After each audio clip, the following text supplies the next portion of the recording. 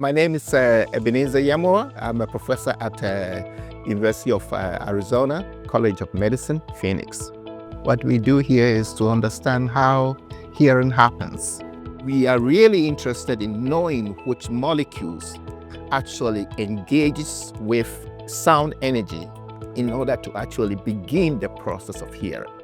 We are born with a certain number of hair cells, but then we begin to lose them as we get older.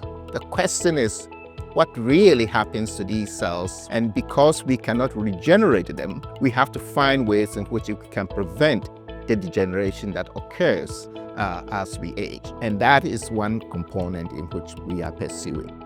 So the question we are asking is that what gives the inner ear the properties that allow it to have this sensitivity as well as broad range of sensitivity?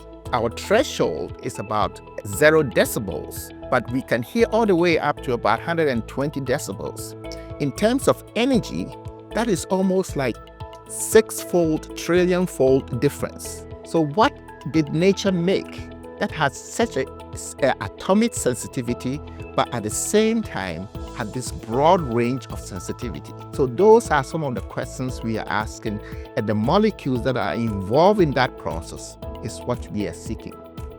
Our goal is to be able to understand the mechanism of the cell death and to be able to recommend what could possibly be done in at least decreasing the rate at which the cells die as we age. If in the end we can understand at least one of the properties of the auditory system, I would say it's about time to retire.